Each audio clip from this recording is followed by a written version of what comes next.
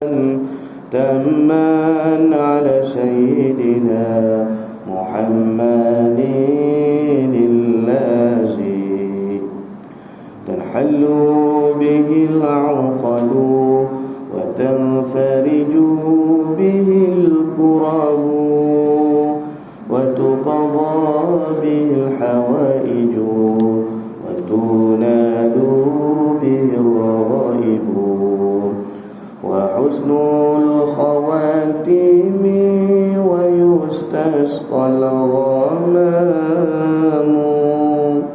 بوجهه الكريم وعلى آله وصحبه في كل لمحة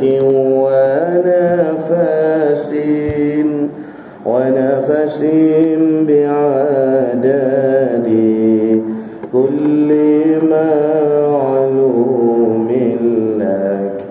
اللهم صل صلاة كاملة وسلم سلاما تاما على سيدنا محمد الذي تنحل به العقد وتنفرج به الكرب وتقضى به الحوائج وتنال به الرغائب وحسن الخواتم ويستسقى الغمام بوجهه الكريم وعلى آله وصحبه في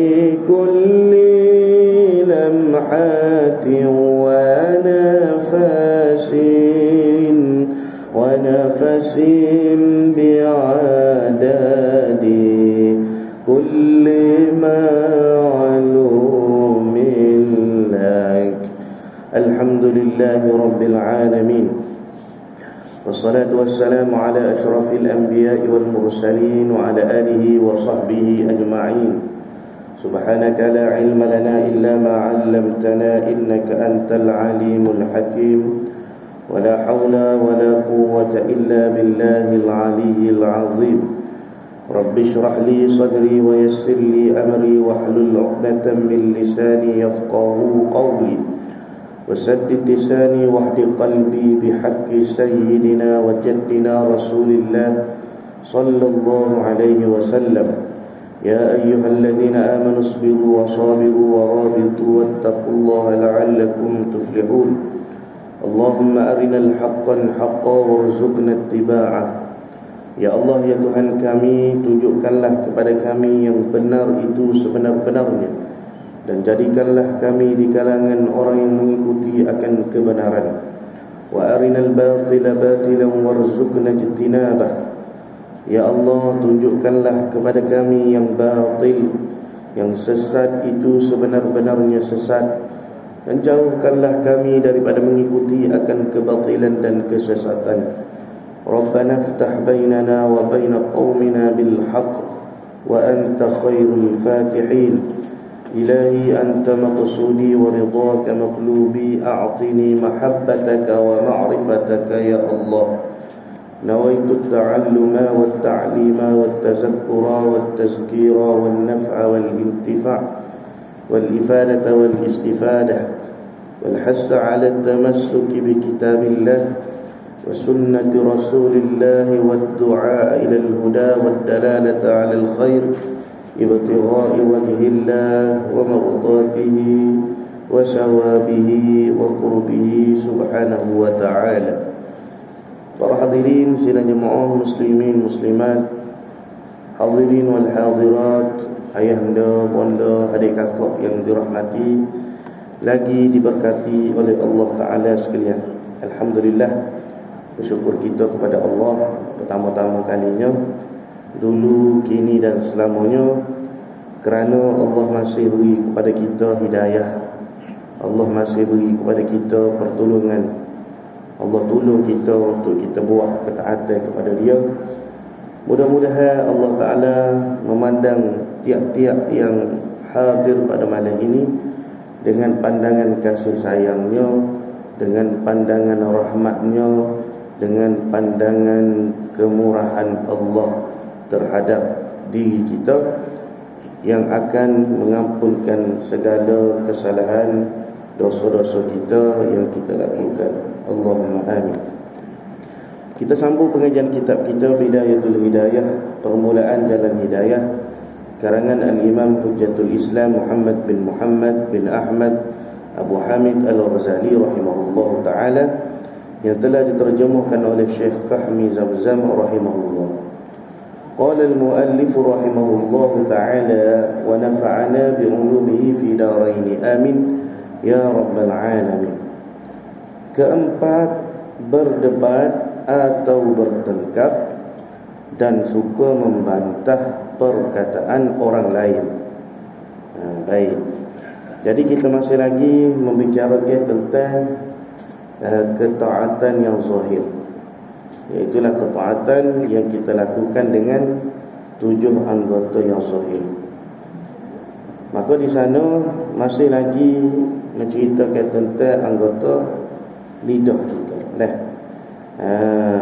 Ketaatan anggota lidah kita daripada melakukan perkataan, daripada bercakap, daripada mengata perkara-perkara yang diharamkan, yang dilarang di dalam agama kita.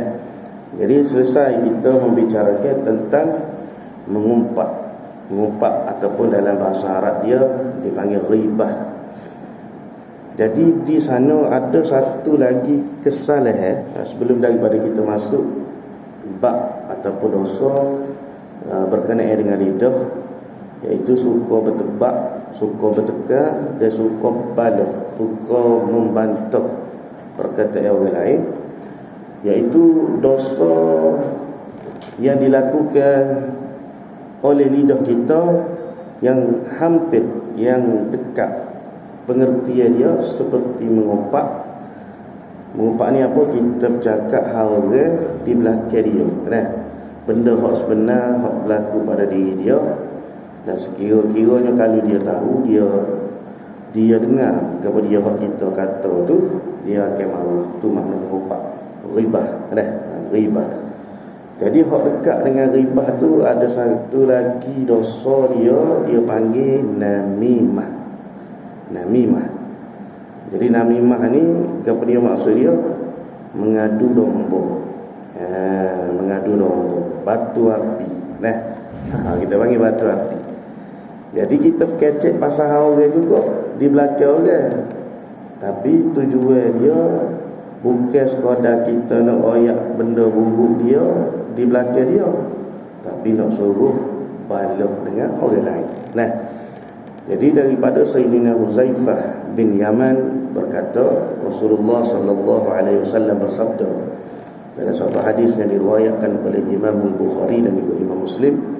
Apa kata Nabi? La yadkhulul jannah namam, tidak akan masuk sekali-kali syurga siapa? Iaitulah orang yang suka mengadu domba, orang yang suka berlaga di antara dua saudaranya. Kata Sulaiman bin Daud, iyyaka wan namimata fa innaha ahadun minas sayfi. Beringatlah kamu ataupun jauhilah kamu daripada sikap mengadu domba, kerana ia, yakni mengadu domba itu salah satu daripada pedang yang kita tidak sedar, pedang hissi, pedang maknawi kepada hissi. Kalau pedang hak kita kata hak kita hunus di dalam peperangan, parai, kapur, pisau hak kita guna untuk sembelih binatang dan sebagainya, hak tu pedang, parang, kapur hissi hak sebenar. Hak tu kalau kena pun setakat luka, kalau kena pun binatang mungkin mati sembelih gitu. Pas tak ada lah, selesai. Tapi perkataan mengadu domba ni diibaratkan oleh Sulaiman ibn Daud ni seperti mana pedang, kerana kesal dia tu boleh menyebabkan manusia ni berpecah belah, manusia ni berbalah, manusia ni bermusuh, manusia ni berdendam, manusia ni akan buat perkara yang sama ataupun yang lebih jahat lagi untuk membalas perkataan ataupun musuh dia, perkataan musuh dia, perbuatan musuh dia, maka akan berterusan dalam keadaan yang tidak harmoni, tidak baik. Dalam satu ayat Quran suratul Allah Ta'ala kata dalam suratul Qalam ataupun suratul Nun, apa kata Allah? A'udzu billahi minasy syaithanir rajim. Wala tuti' kulla hallafin mahin hammazin masya'in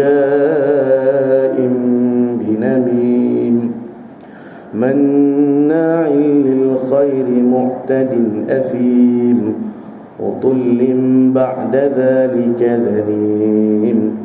Dan janganlah engkau menurut kemahuan orang yang selalu bersumpah, lagi yang hina, kata Allah, hammazim masya'im binamim, iaitulah orang yang suka mencaci, lagi yang suka menyebarkan fitnah. Kemudian binamim, disebarkan fitnah itu pula dengan niat menghasut. Hasutan, mengadu nombor ni kita kata mengasut lah, benda kok tak ada apa-apa pun, tapi kalau ada orang yang cocok, orang yang mengasut, dia jadi bunuh, dia jadi panasan, dia jadi hak ni pongah dah. Oh, kawan ni pula gila, mu tak tahu ke, ada orang kata kamu belakang gini. Oh, ada kita pula bagi tambah cerita ni dia. Ajina motor tu, garangnya lebih belakang, gula dia macam-macam lah. Hak kawan ni royak sikit lah, tapi hak bahagia orang lain, hak menyampai tu orang lebih daripada tu. Lalu kata Allah lagi, manna'in lil khairi mu'tadin athim, yang sangat-sangat menghalangi amalan-amalan kebajikan. Jadi inilah hak kita takut. Walau 1000 tahun kita melakukan ketaatan kepada Allah, kita buat kebajikan, kita sembahyang, kita puasa, tapi disebabkan ada dosa-dosa yang tidak kita sedar, maka ini akan menghalang amalan-amalan tadi diterima oleh Allah Ta'ala. Jadi yang sangat-sangat Allah kata ni mana hak menghalang. Kalau buat baik pun, buat baik dengan mana buat taat, duduk dalam kesalihan sekalipun, tak kira lah, hak berkaitan dengan kita ke pemari semaya ke apa, jadi tu imam, jadi ustaz, dia ni duduk syarah agama dan sebagainya, tapi dia tak boleh meninggalkan dosa mengasuh orang, dosa namimah, mengadu domba. Maka perkara tersebut menghalangi amalan-amalan kebaikan, menghalangi amalan-amalan kebajikan, menghalangi amalan-amalan agama, lagi sangat-sangat berdosa. Utullim ba'da zalika zanim, yang jahat, kejam sesudah itu yang terkenal jahatnya. Jadi Allah Ta'ala sebut di dalam Quran ini suatu ayat yang sangat menggerunkan hati kita, yang menggetarkan jiwa-jiwa orang yang ada iman di hatinya. Bagaimana Allah memberi gambaran tentang sifat namimah, sifat mengadu domba ini. Kemudian suatu hadis yang diriwayatkan oleh Sayyidina Abdullah bin Abbas berkata, marra Rasulullah sallallahu alaihi wasallam ala qabrain faqala innahuma la yu'adzibani wa ma yu'adzibani fi kabirin amma hadha fakana la yastatiru min bawlihi wa amma hadha fakana yamshi bin namimah. Ini hadis ni biasa kita dengar. Nah, jadi Sayyidina Abdullah bin Abbas berkata, satu ketika Rasulullah sallallahu alaihi wasallam ni melalui dua buah perkuburan. Nabi lalu di dua buah perkuburan. Satu orang jenazah ditanam di sini, kemudian satu orang lagi ditanam di hadapannya. Lalu apa kata Rasulullah sallallahu alaihi wasallam? Sesungguhnya kedua-dua sahibal kubur, dua-dua penghuni kubur ini sedang diseksa, sedang diazab oleh Allah Ta'ala. Dan bukanlah keduanya itu diseksa kerana perkara yang besar. Bukan dia buat dosa kita kata bunuh orang ke, bukan dia buat dosa rokok dan sebagainya, zina ke, mensyirik ke Allah ke, mana dosa-dosa yang besar. Tapi apa dosa yang dilakukan oleh sahibal kubur ini yang menyebabkan dia disiksa oleh Allah di dalam kuburnya? Maka kata Rasulullah sallallahu alaihi wasallam, kalau kita tengok dalam hadis ni, innahuma liyu'azzibani, diseksa, diazab kedua-duanya. Amma haza fakana la yastatiru min bawli.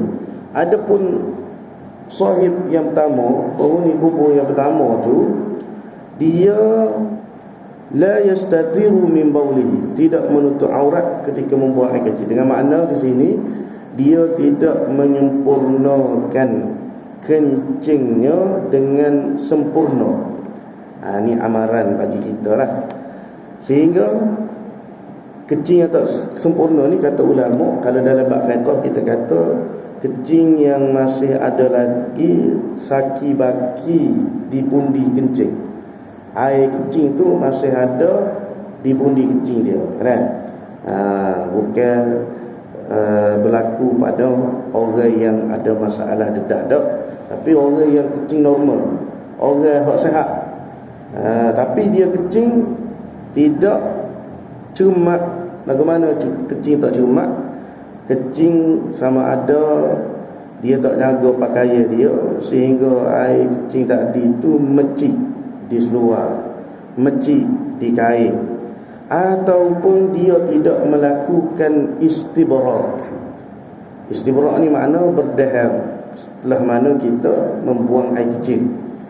Jadi sebab tu kita kena erti benda-benda gitu. Nampak macam lucu, Allah gitu dah. Tapi disebabkan kita tak istibrak, kita tak berdaham. Berdaham 3 kali, tak luru zakat kita tu molek, yang menyebabkan ada sakit baki air kecing tu di saluran zakat. Mungkin masa tu kita kata sesadah, tapi rupa-rupanya tak puas lagi.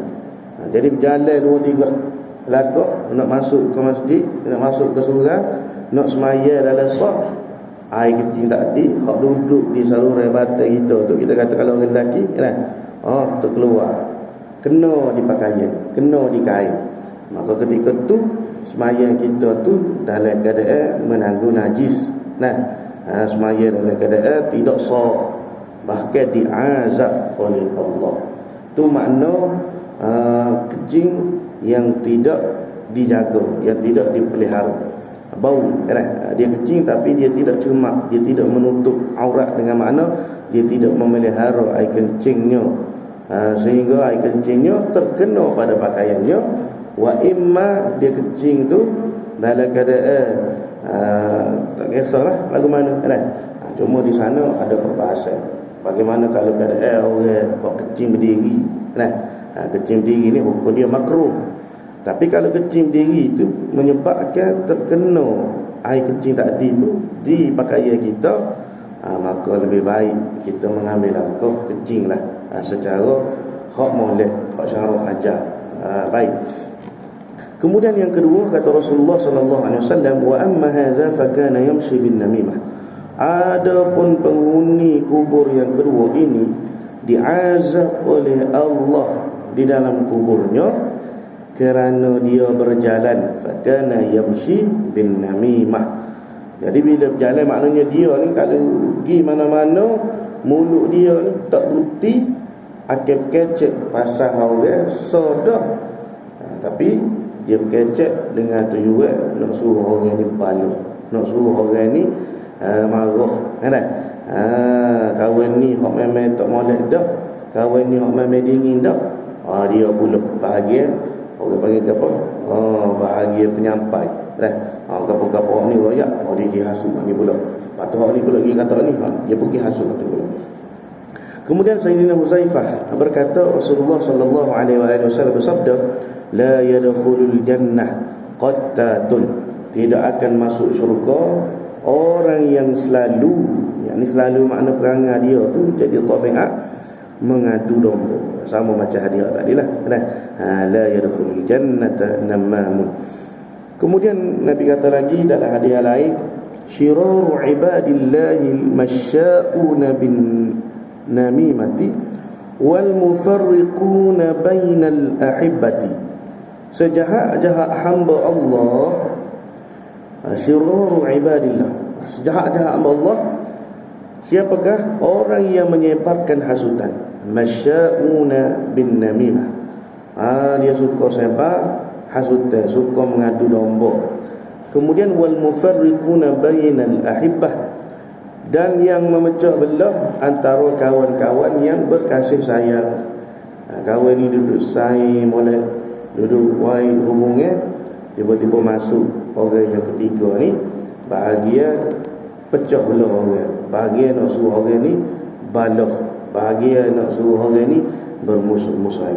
Maka orang ni Nabi sifatkan sebagai sejahat-jahat hamba Allah. Maka orang yang mengadu domba adalah seburuk-buruk manusia pada hari kiamat.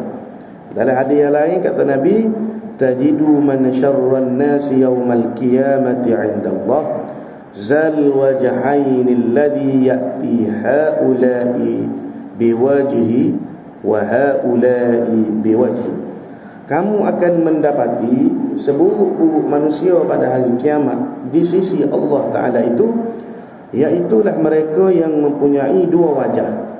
4 tapel, 3 tapel, itu apa istilah kita, bermuka-muka, berwajah-wajah. Dia ni pasti boleh berlakon. Mari kat orang ni nampak macam perlu kau ni, mari kat orang tu macam memenyebelah dia ni.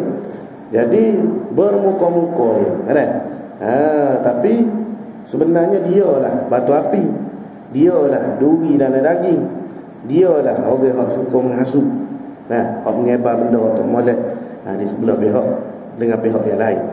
Maka Nabi kata orang ni bila dia menghadap di hadapan Allah nanti, dialah seburuk-buruk manusia. Bukan dua wajah tu dengan makna dia ada 4 muka, muka kini muka dia, maknanya perangai dia, dia ni nampak macam juru, bila pergi kat sebelah ni pula orang pasal lain pula, maknanya 4 tapel lah, kalau istilah orang Kelantan bagi 4 tapel. Maka dia datang kepada satu kumpulan dengan wajah yang satu, zal wajhai alladhi ya'ti haula'i biwajhi wa haula'i wajhi, dan datang kepada satu kumpulan yang lain dengan wajah yang berbeza. Rawahul Bukhari. Maka para ulama bersepakat, yakni ittifaq, bahawa mengadu domba itu adalah dosa. Sama seperti mengumpat. Mengadu domba ialah menyebut apa yang diberitahu oleh orang lain kepada orang yang lain pula, dengan niat untuk mengeruhkan hubungan antara mereka dan dengan niat supaya mereka berkelahi. Jadi dalam bab kita kata berkata bohong, kazab, kita dibenarkan untuk bercakap bohong pada perkara yang menyebabkan dua pihak berkelahi. Contoh Musa dengan Isa.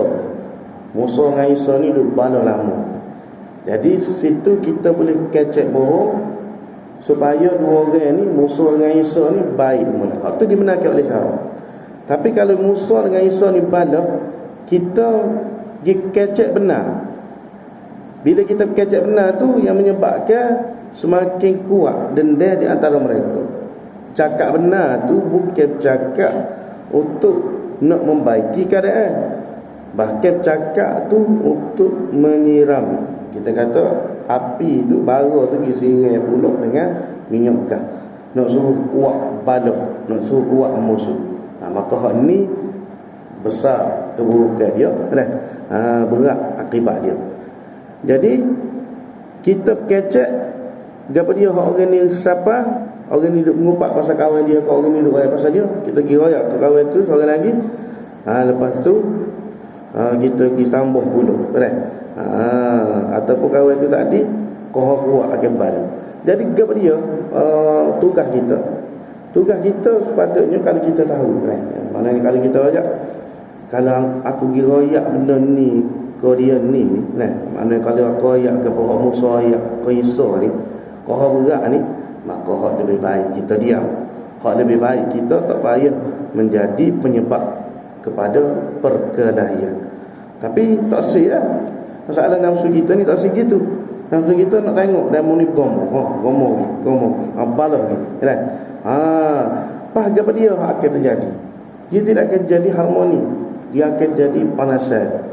Sehingga bila dua-dua ni duduk dalam satu majlis, duduk dalam satu perhimpunan, kita kata, sama-sama mari semaya berjemaah, sama-sama mari hadir kenduri, tapi seorang duduk berjunuk, seorang duduk berjunuk, saling tidak bertegur sapa, saling memendam rasa, saling memendam perasaan benci sama lain. Sedangkan apa kata Nabi sallallahu alaihi wasallam, la tahasadu wa la tabaghadu, wa la tadabaru, janganlah kamu saling hasad menghasad, dengki mendengki, marah memarah, benci membenci, tadabaru saling belakang membelakangi, wa kunu, dan jadilah kamu tu mukmin yang bersaudara. Itu yang disebutkan oleh Rasulullah sallallahu alaihi wasallam. Jadi semua perkara-perkara tadi itu bermula bertitik tolak daripada perasaan, daripada sikap, daripada sifat kita, daripada penyakit mengadu domba ini. Sebab itu kata Al-Imamul Haddad rahimahullahu ta'ala, antara jenis namimah ataupun kita kata mengadu domba ni, yang paling buruk dan amat berat dosanya ialah perbuatan hasutan kepada sultan atau pemerintah dan seumpamanya. Orang yang menghasut sultan atau pemerintah itu bertujuan untuk menganiaya orang lain, yakni musuhnya, seperti merampas hartanya atau menimpakan sesuatu bencana ke atasnya, maka dosa orang ini berlipat ganda selepas dikira berdosa membuat hasutan ke atas orang ramai. Jadi dalam banyak-banyak namimah hak berat sekalinya apabila hasut kepada pemerintah, hasut kepada sultan, sehingga sultan tadi itu bertindak dengan perbuatan yang zalim terhadap rakyatnya, terhadap orang yang di bawah jagaannya. Baik, itu kata Imamul Haddad rahimahullahu ta'ala. Maka mengadu domba, jika menyebut apa yang diberitahu oleh orang lain kepada orang yang lain dengan tujuan nasihat, maka ia menjadi wajib, bahkan ia tidak termasuk dalam kategori mengadu domba yang dilarang. Jadi sikap seorang mukmin yang sebenar tidak terus mempercayai apa sahaja berita yang disampaikan oleh orang lain begitu sahaja. Dia hendaklah, dia panggil apa, bertabayun, menyelidiki dahulu sesuatu berita atau maklumat, seperti mana Allah Ta'ala sebut di dalam suratul Hujurat, a'udzu billahi minasyaitonir rajim, ya ayyuhalladzina amanu in ja'akum fasiqun binaba'in fatabayyanu. Wahai orang-orang yang beriman, jika datang kepada kamu suatu berita daripada orang yang fasik, maka kata Allah, fatabayyan, hendaklah kamu selidik dulu, siasat dulu betul dah orang ni kata gini, betul dah dia ni mari-mari royak pasal seseorang ni sekian dan sebagainya. Bukannya Fatibayanu, kita ni tibai dulu. Bila tibai puah duduk bahar kawan kita tu kan, bahar kakak anak kak, rupa-rupanya salah orang, rupa-rupanya tak buat, rupa-rupanya sebaliknya kan. Jadi orang mau kita beritahu supaya kita tabayyun, bukan tibayyun dulu kan. Tabayyun dulu, selidik dulu, barulah bila dah sahih berita tersebut kita sebarkan, kita sampaikan. Jadi kalau kita royak sesuatu benda hak benar dengan tujuan nasihat, kita ada orang tegur, ada orang minta kepada kita supaya nasihat kepada seseorang. Jadi kita sapa tu niatnya bukan untuk dia balas dah kan? Tapi sebagai nasihat. Tapi sebaik-baik nasihat tu macam kita sebut dulu lah. Nasihat yang paling baik adalah kita bertemu, kita tegur dengan dia secara bersendirian, bukan kita tegur di hadapan orang. Kerana tegur sesuatu kesalahan, kesilapan secara ta'yin, secara kita tentu nama orang tu kan, di hadapan manusia yang lain, maka itu nama dia memalukan dia, menjatuhkan maruah dia, mengaibkan dia. Jadi perkara tersebut juga dilarang oleh agama kita. Baik. Jadi sesalah kita berkenaan dengan namimah. Jadi namimah ni dia seakan-akan dengan ghibah, ngupak, tetapi dosa dia tu lebih berat, bahkan kemudaratan dia tadi tu lebih besar berbanding dengan ghibah, berbanding dengan mengumpat. Baik. Kemudian kita tengok sedikit dalam kitab kita. Yang keempat, berdebat atau bertengkar dan suka membantah perkataan orang lain. Perkara-perkara ini adalah menyakiti hati orang yang dipercakapi dan terkadang sampai ke peringkat memperbodohkannya atau menyentuh hal-hal pribadinya.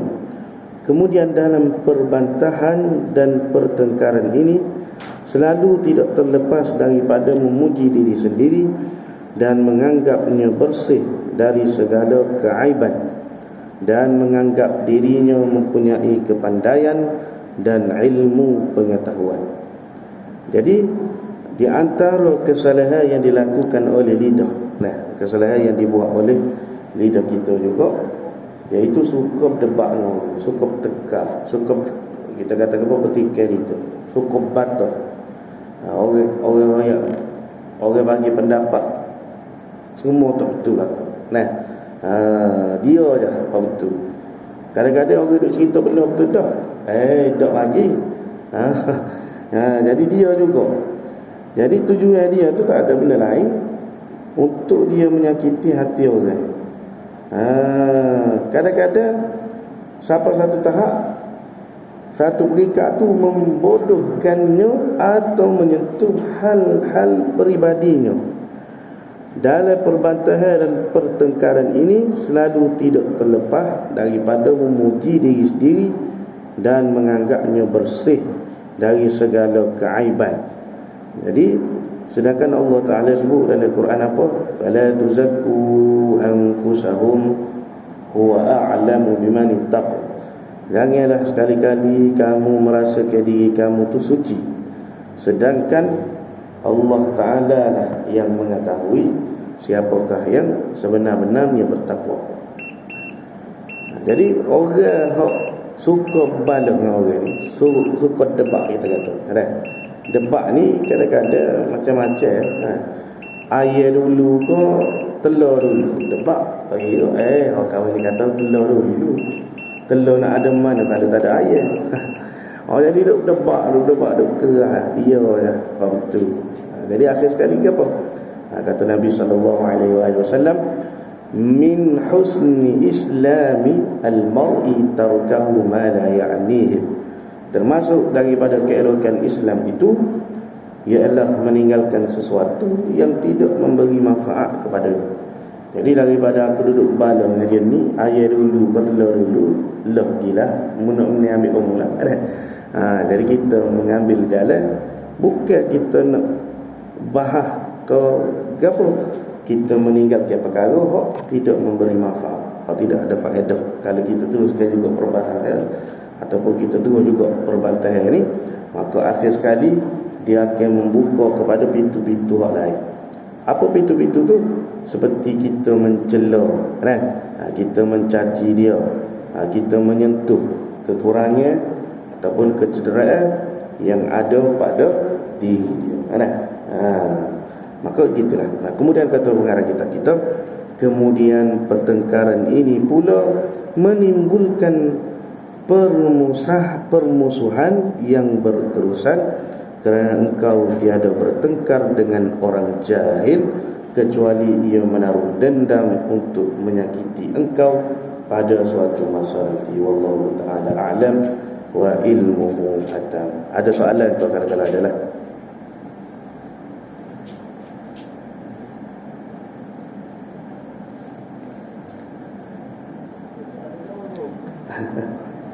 Soalan untuk